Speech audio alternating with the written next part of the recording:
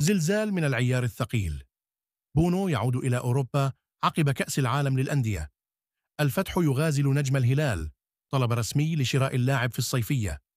بعد ظهوره أمام الهلال في مونديال الأندية، نجم ريال مدريد يتصدر عناوين الصحف العالمية.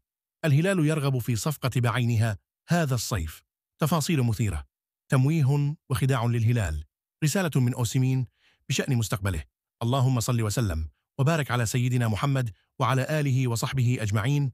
أهلا بكم في تقرير رياضي ناري جديد يجمع لكم كواليس وأسرار وخبايا نادي الهلال السعودي ونجومه، وأبرز الأحداث المشتعلة على الساحة الكروية بترتيب منسق وأسلوب شيق.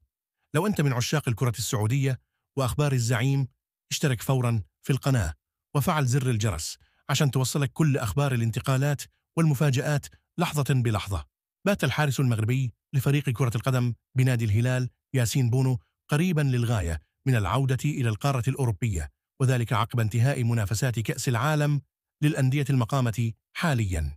وتصدى حارس المرمى المغربي ياسين بونو لركلة جزاء أمام ريال مدريد في اللحظات الأخيرة، مما منح فريق الهلال نقطة ثمينة في بداية مشواره بكأس العالم للأندية.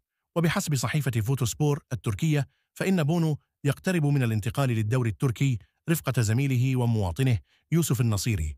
البداية جاءت من اقتراح وكيل يوسف النصيري بضرورة التعاقد مع بونو.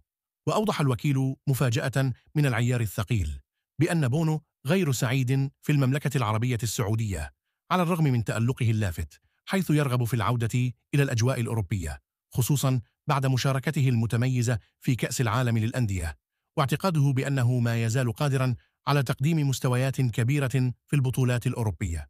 ويبحث فنربخش حاليا عن حارس مرمى من الطراز الرفيع، وقد طرح اسم بونو ضمن قائمة قصيرة إلى جانب بعض الأسماء العالمية.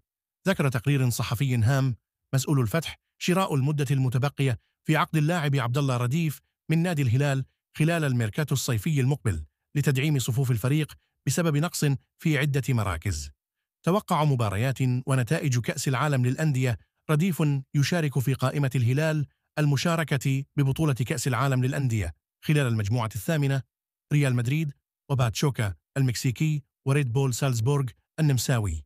وطلب نادي الفتح شراء المدة المتبقية في عقد عبد الله رديف لاعب الهلال لتعزيز صفوف الفريق في الموسم المقبل.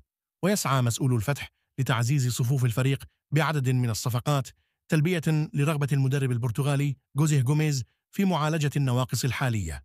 ويستعد فريق الهلال لمواجهة نظيره سالزبورغ النمساوي في المباراة التي ستجمع بينهما ضمن الجولة الثانية من دور المجموعات في مسابقة كأس العالم للأندية، والمقرر إقامتها صباح الثلاثاء المقبل. يستمر الحديث بشأن تحركات نادي الهلال السعودي خلال الفترة الحالية التي تشهد سوق الانتقالات الصيف الجاري.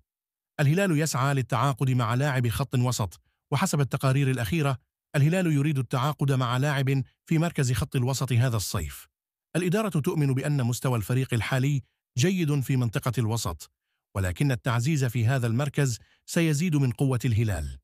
وكان الهلال قد فشل قبل بداية المونديال الحالي للأندية في التعاقد مع فيكتور أوسيمين لاعب نادي نابولي الإيطالي. تحدث النجم النيجيري فيكتور أوسيمين لاعب نابولي الإيطالي عن العروض التي يتلقاها خلال فترة الانتقالات الصيفية الحالية. وفي بودكاست عبر يوتيوب مع أحد المؤثرين قال أوسيمين: كما تعلمون، مع نهاية كل موسم تتزايد العروض من العديد من الأندية، لكنني الآن أركز على قضاء فترة الإجازة. توقع مباريات ونتائج كأس العالم للأندية. وأضاف اللاعب الدولي النيجيري أنه يقوم بمراجعة الأهداف التي سجلها في الموسم الماضي مع غلطة سراي، بالإضافة إلى الأخطاء التي ارتكبها بهدف تحسين أدائه. يذكر أن أوسيمين لعب الموسم الماضي على سبيل الإعارة مع غلطة سراي التركي، وقد ارتبط اسمه بنادي الهلال الذي يسعى للتفاوض من أجل ضمه خلال فترة الانتقالات الصيفية الحالية. ودخل نادي الهلال السعودي في مفاوضات جادة منذ مدة للتعاقد مع الدولي النيجيري فيكتور أوسيمين لاعب نادي نابولي الإيطالي لضمه قبل فترة كأس العالم للأندية، إلا أن المهاجم رفض 5 عروض للفريق السعودي. وبكده نكون وصلنا لنهاية تقريرنا الرياضي الحماسي. لو عجبك المحتوى وأخبار اليوم، متنساش تشترك في القناة وتفعل الجرس وتسيب لنا تعليقك على كل خبر. إحنا بنقرأ كل آرائكم وبنستنى تفاعلكم. اللهم صل وسلم وبارك على سيدنا محمد وعلى آله وصحبه أجمعين.